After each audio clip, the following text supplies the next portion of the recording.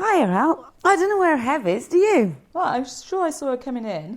Oh, right. That'll be it. She was out recording with Farmer Phil, the taming of the cockerel. I hope she doesn't do anything daft, because she's on the radio, Mike. Oh, no.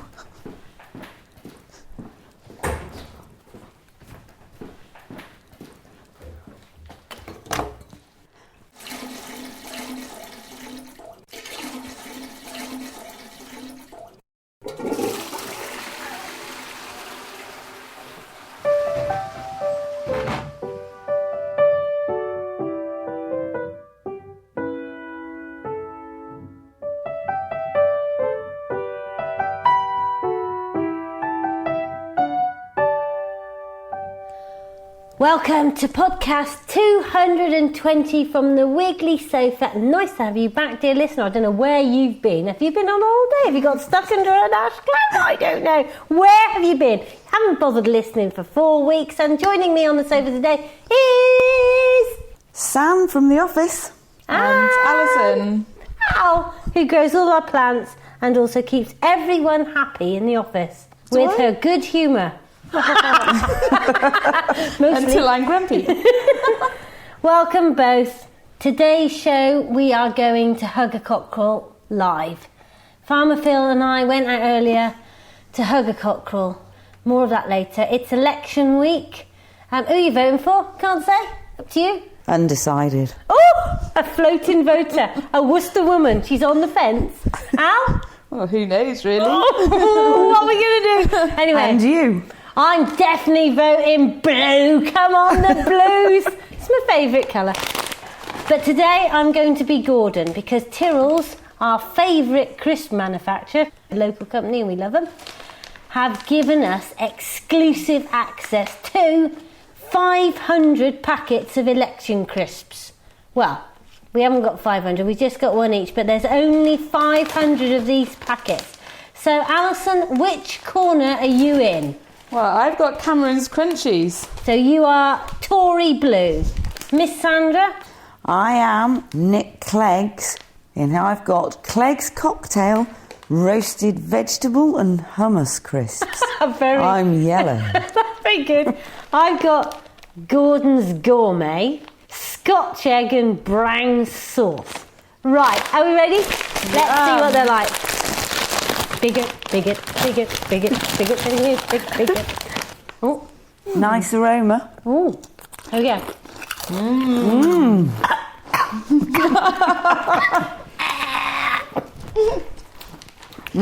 This podcast has now ended. Oh, that's lovely. Do you know, I think I could vote for them with these crisps. No. No, I'd have to have the right colour. I'll have to test one of each to see which way Okay, the vote swings.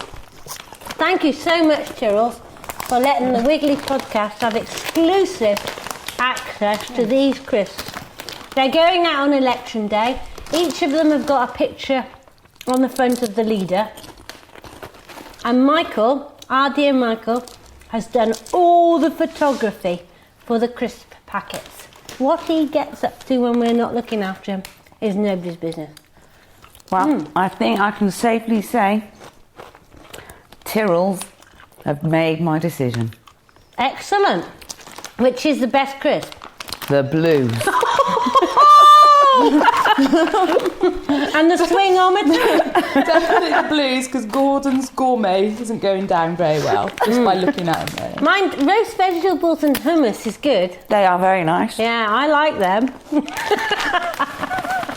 Oh gosh, it's a good job we're not biased, isn't it? Our podcast, you can say what you like. Vote blue, vote blue, vote blue. Anyway, here we are. This week's show, we've got a Montecast coming up. We've got 2 plants to talk about, which I love them both. I can smell one of them, I think. Can you smell anything? I'll give it a Not whirl. from this distance. Yeah. It's wild garlic. I happen to know you can eat the leaves, so I'll give it a go. Steady, isn't it? You have got a stinking cold. Anyway, we've got Farmer Phil talking about his... Oh, there it is. Lovely. Really garlicky now. Farmer Phil talking about his peas and lots more. First of all, Montecast, a weekly fact about wiggliness. The Montycast, a weekly fact on wiggliness. Our cows failed their audition to go on telly with Jimmy for Jimmy's Farm. Another Montycast next week. I love wild garlic. If you go down to the woods on the way to Monmouth, on the left you will see the most glorious bluebells, and you'll also see the wonderful wild garlic patches. Their flowers are white, but there's more to it than that. Sam, break off a leaf, love, and give it a go at the tasting. Excellent. It's a good podcast to be on. Do you know, while you taste that, Riverford have been handing out wild garlic leaves as part of their veggie boxes in the last week. Oh, wow. That's quite a good idea, isn't it? Because you use it in cooking and all sorts of things. Salads? Salads. You can make pesto as well with it. Instead of basil? Yeah. Like it. Very nice. You can taste the garlic in that within the third crunch. Ooh, You don't want to eat too much though. Doesn't it make you thirsty, garlic? Always makes me real thirsty. I always seem to fancy a Diet Coke after I've had some garlic. Unhealthy. But do you know what? You can make, if you've got a house cow, have you got a house cow, Sam? afraid not. You can feed them fodder of garlic leaves, and then you could have ready-made garlic butter. Oh, I don't like the sound of that. Farmer Phil taking up this. No, it's just that I happen to know this. I know I don't know much, but I happen to know that in the 19th century in Switzerland, they used to feed their cows with garlic leaves as fodder, and they used to eat it, and then they had requests for garlic-flavoured milk all the time.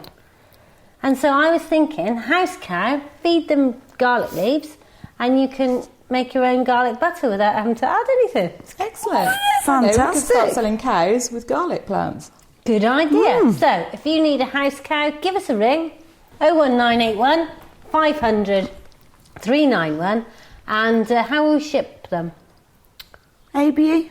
Pallet? I think I overnight. think Royal Mail would have a problem. I do too. Anyway, more about garlic, Al. Let's have the facts, because it's out now, isn't it? Yeah, it's flowering now. So this time of year, you've got it in full leaf. So these green, lovely, lush leaves with a tiny flower on each stem. That one's just coming into flower now, isn't it? So there's a couple of buds on that plant and one already in flower. You can eat the whole plant, even the bulb if you like. You can Really? just It's a with bulb, is garlic. it? Yeah. The whole thing. So you might not want to plant it, you might just want to eat it, but it might be really expensive for one meal. $3.75. Yeah. And anyway, It's they're very found in tasty. open woodlands. They prefer a wetter site, really, and found often down by riverland.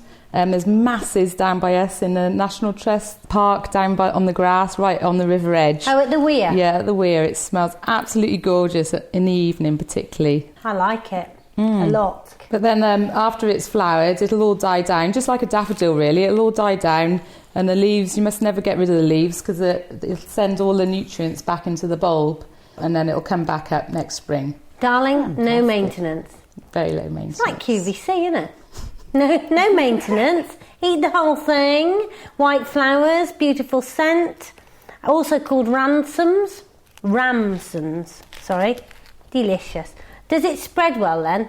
Yeah, it is spreading. People say once you've got it, you can't get rid of it. But I don't know why you'd want to get rid of it if you got it, because it's so lovely, isn't Nor it? me. And talking of which, my cowslips in my garden have spread. Oh, I love excellent. them. I reckon I've got 100. Well, that's because they've probably gone to seed last year. You haven't mown the flowers off before they set seed. So they set seed, and then the green seed is spread all over the garden, and then those green seeds grow really, really well. Got any cowslips, son? Actually, I have a little patch on my lawn, which we don't mow, and every year there's just this little square that come in our front garden. Ooh, I forgot to tell you about wild garlic. Did you know you can use it as a companion plant? Because I'm full of facts, aren't I? Yeah, because aphids don't like garlic, so the Victorians used to put it by their roses, and then the idea was that the garlic meant that the aphids didn't go on the roses. But these days you can boil up the leaves and you can spray it on your leaves. So plant it by your tomato, spray it on the leaves. Aphids don't like it, and do you know what else it does? It stops rabbits chewing on it. That might be an exaggeration, but Rob said. 1 point. Okay.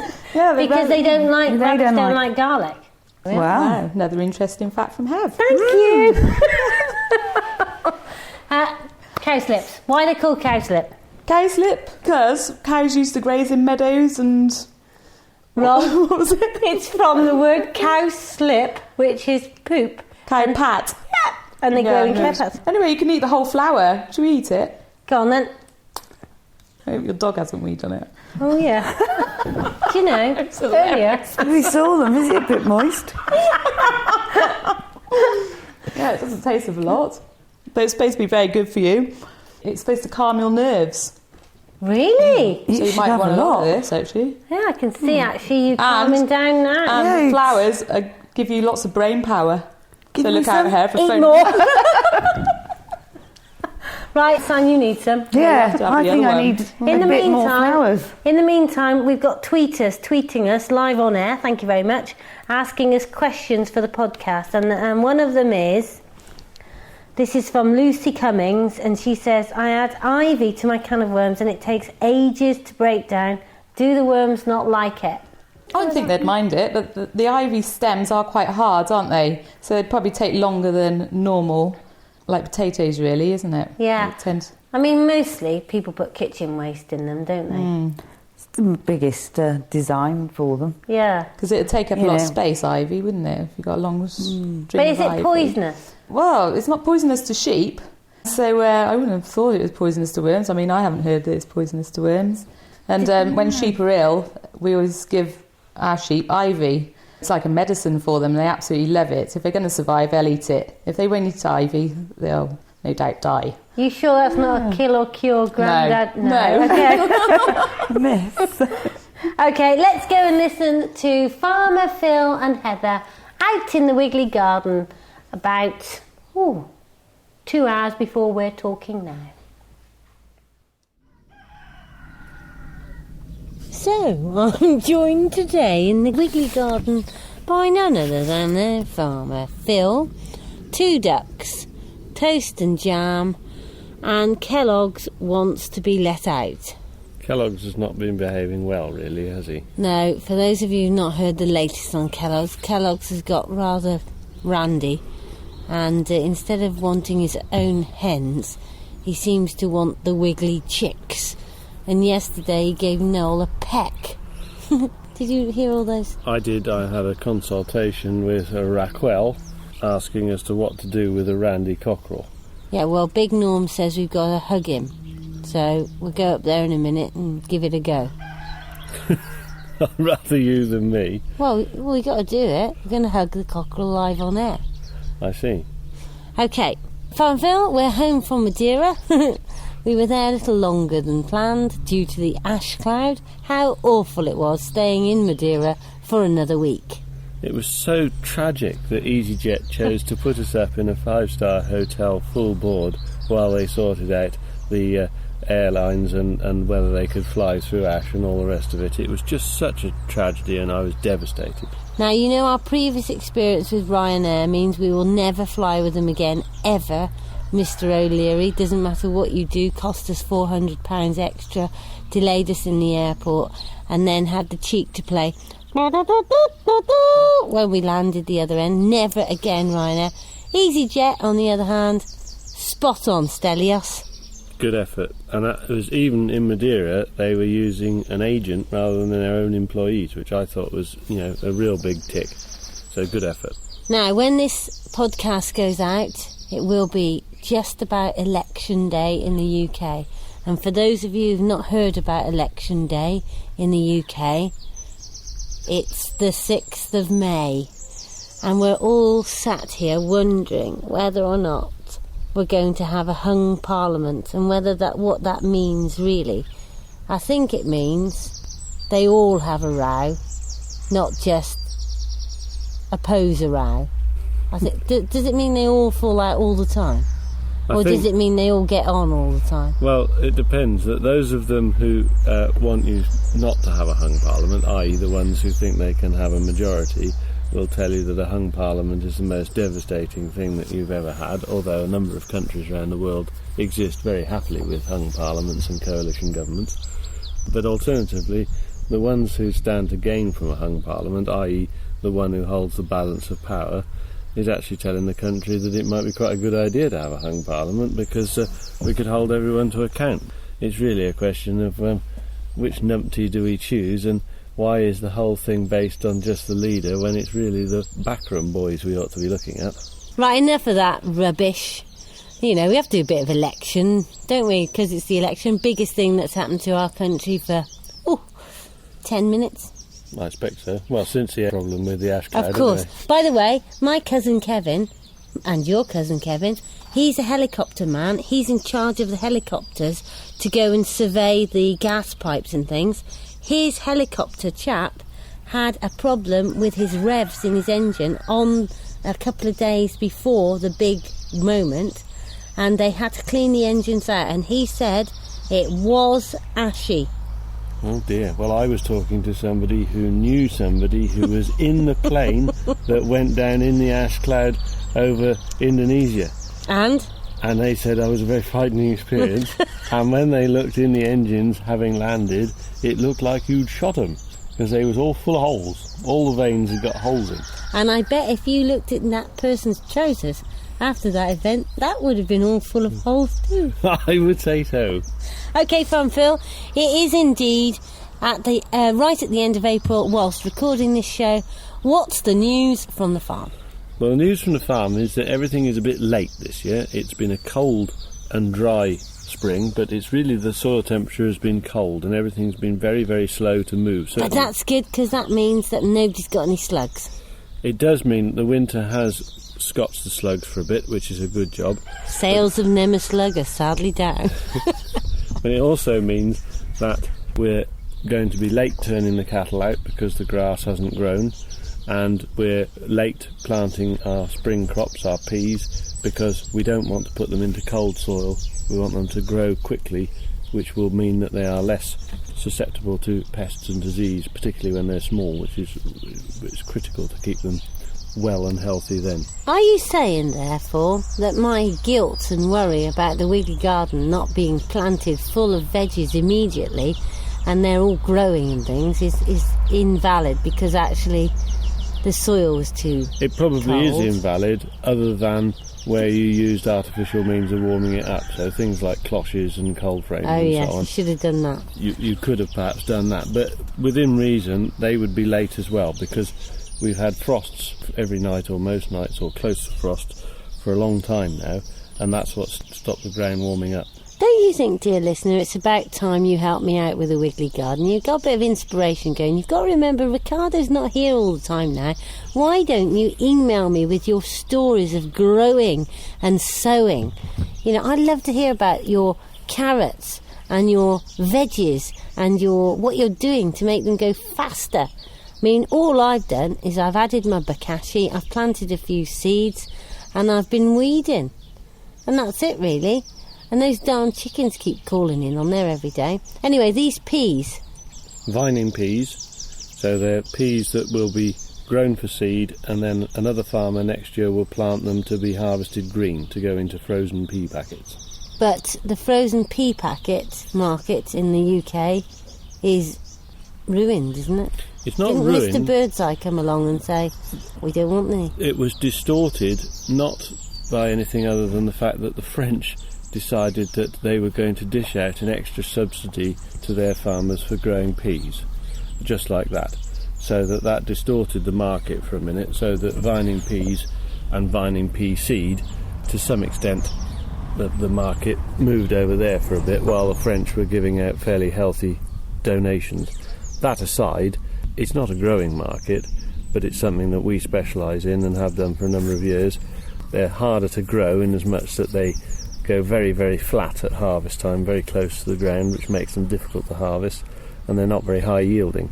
Why do you grow the seed for peas, not the peas themselves? Well, I mean, they are peas, but why do you do it that way around? Why are you a specialist seed grower? Because we get a healthy premium on the price of them for doing it. How much you get? We get £300 a tonne for peas, and the market price for feed peas at the moment is about £80 a tonne. Wow, why doesn't everybody do it? Well, because it's difficult, and every so often it can all go wrong, Why is it difficult? Well, because they're very difficult to harvest sometimes. But that means normal peas must be difficult to harvest. The normal peas are easier to harvest because they have a better growth habit. They tend to stand up higher off the ground. Why? They're the same pea? No, they're not. How? No, they're all different varieties, different types. But if you're growing the pea for them to plant to grow, it's the same pea. For the viners, but they're not trying to combine it. They'll cut it when they'll strip it effectively when it's green, so it hasn't fallen down. Oh, well, how do they harvest it then? They use a pea viner. What's that? Well, it's a thing which has a load of funny fingers on the front that sort of rake them up, and then it has a thing on the back which rubs them gently, which removes the peas from the pods, and green peas come out of it. I see. So you're one of the very few people in the country who actually harvests peas with a combine. Vining peas. A lot of people harvest normal feed peas with a combine, but vining peas specifically are different because they have to be sweet, obviously. And they are a completely different sort of pea compared to a feed pea, which is taller, more robust plant, knits together better, so you get a much better canopy. Can I have a few of those peas to plant then? Yeah, you can, but they're not like garden peas. Right. So that's another misnomer. So that you plant your garden pea, which is quite a big pea, people wouldn't normally plant a vining pea, which gives these little small sweet peas. I see. Did you hear those cars come? Yes. That's the sign of rush hour at Wiggly's. That's the humans coming to work. It was good though, they weren't coming quickly. My inverted speed humps still functioned despite Miss Sandra making me fill them in. Here we go, you get hold of the recorder, we'll walk to the end of the garden and I'm going to cuddle Kellogg's. This should be interesting. I'll take my tea because I'm going to have a spare hand. Now it's quite interesting, we were talking about soil temperature, so we're now just walking over the bit of the garden that is gravel. Now this bit will warm up much quicker because of the gravel. Look at those marsh marigolds. Very good. They're lovely. We have found on the farm that our stony soils, because we're where the glacier has left a certain amount of rain, so we have gravel and lumps of stone and so on, but our soils that have got more stone in will warm up much quicker than the clayer soils without stone in. Right, so the stones hold the heat. Well, they absorb the heat from the sun quicker than the soil does. Cowslips. Look at my cowslips. They've grown very well. 1, 2, 3, 4, 5, 6, 7, 8, 9, 10. Over 100, I reckon. Oh, yes. Pear blossom. Well, the pear trees, I reckon, look a lot better for cutting some of the ivy off them. I haven't cut all the ivy off, but we decided that the ivy was overtaking some of them, and we thinned it out a bit, and they look a lot better for it. Tulips. Loads of tulips. Loads of tulips. They're going in the Wiggly bouquets. They've been going in for 2 weeks now. Oh no, there he is. Look out, Kellogg's, you don't know what's about to befall you, mate. Oh God. I feel quite nervous. Big Norm, are you sure this is right? That here's another worker for Wiggly's? Who's that? That's young Thomas. Oh, that's yours. Well, this should be quite interesting. It brings to mind that some of our leading politicians, well, one in particular, suggested that we ought to hug a... Oh, God! Oh, dear. Oh, he's very handsome when he puts his ruff up like that. How am I going to hug him, Norm? Well, you're going to get hold of him. Right. But he doesn't seem very thrilled at the prospect, I must say. I think I need... No, I think I need gloves. No, I can't do it. Oh, God. I can't do it, can I? Oh, dear, a refusal. Norm, could you just pop over from Australia? Are you going to do it? Oh, you try. You've got to hug him. Farmer Phil's going to do it. Sorry, but it's too frightening. Right, you've got to hug him under your arm. I've got to catch him. Yeah. Here goes Farmer Phil, that's better. I couldn't hug him because he was coming at me. He's cornered him up. Kellogg's is looking more frightened than when I was cornering him up, I've got to say. There's a bit of Farmer Phil hesitation. I really think there is. Okay, he's got him. Right, hug a cockerel. Here we are. What's it like? Cobwebs all over my face now. Well, I think you've got to get his wings hugged nicely. That's it. Tuck him under. It's good. I wish I'd brought the camera, but I haven't. And now I think you've just got to hold him there and hope he calms down. Well, he seems quite content. He does. Not struggling. No, so I wonder if we hug him every day then? That'll be down to you, dear. Now I've shown you how to do it. Oh. OK, thanks very much. Kellogg's, what have you got to say about it? Are you going to behave, or are you going to meet the ultimate result for a cockerel? Yeah, because the thing is, Kellogg's, I've got no problem eating you at all. Because I saw Raymond Blanc with that cock on the telly when he chopped the horrible Sun Valley spongy bird, and the bone went bleh, and then he chopped this cockerel. Are you listening and to it was Kellogg? Yellow, his leg was yellow, and it splintered, and he cooked him, and it was the most tasty, delicious yellow meat. And I feel, Kellogg's, that could easily be you. I must say that he is not struggling at all. No. Norm, for your information. He's I not. have him under my arm to remind him, I suppose, that I am boss, not him. Here we go. I don't know what that means in cockerel language. I couldn't do it. I just couldn't do it. He was too... The thing is, he's attacked me right from the beginning. And hugging a cockerel, I thought I could do it, but I just couldn't. Here's San. Norm says we got to hug Kellogg's. Right. So he doesn't attack anyone. Oh, Stan's stroking him. I'm not sure, Stan. No. No, he's not aggressive fiery. now. No, he's all right. He's not aggressive now. That's just I'm talking. But he could peck. He's got that look in his eye. They always have that look. They don't change their eye look. No. Anyway, we're walking him down so he knows who's boss, Sam. And Heather's going to And do that's Farmer this Phil every day. then. Yeah, it's Farmer Phil's boss of Kellogg's. That's not going to help us. I set off with the idea I was doing it, and he came at me with his fur. With his I think, listener, Feathers. Heather means his feathers. feathers sort of up and his spurs out, and I thought, oh no, not You really. ran. No, but I left. Right, it's going well Right, now. I think at this point I will let him go, because part 2 of my plan is to stop feeding him anywhere near the Wiggly offices, Yeah. so that he and his hens are not encouraged to come into contact with so many people. And there he goes, like, what's that thing? Woody the Woodpecker. No, it's not. What you're thinking of is Roadrunner. beep, beep, Roadrunner. That's right. Bye from me. And bye from me. There we are. Sam? Quick snippet before we go.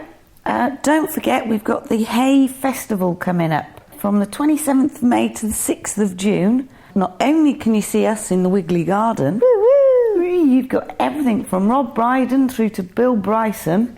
So if you've never been before, I'm sure there's something that you'll love. Chris Evans is there.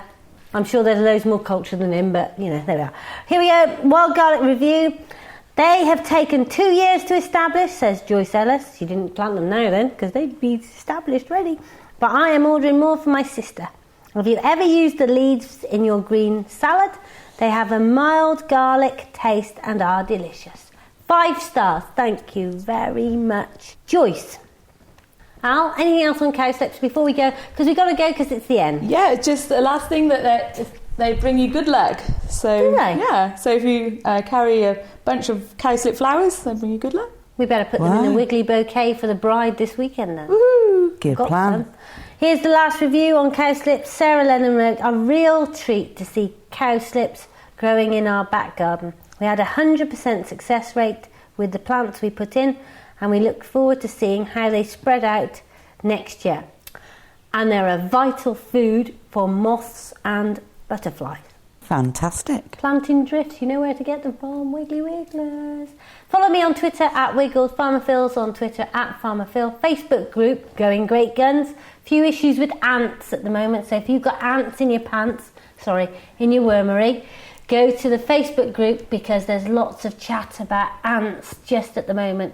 In fact, if you just go to the Wiggly homepage, you'll see we've put links up to Twitter and Facebook and our blog direct from there. And we've got great new little features on our website that tells you the seasonality of the stuff that we do and also tells you if we've got a lead time. So if Ronnie is taking a moment painting beehives, if we've got no sage in stock, it'll say lead time, 5 days. If you need to order hedging plants in November, you can still order them now and it'll say available from November to March, but you can buy them. Isn't that cool? Fantastic. Wow. Well done, Michael. Thank you very much. It's bye from me, from the Wiggly Sofa, Heather. Bye from me, Sam. And bye from Alison. See you next week. Bye. Bye-bye. Bye-bye.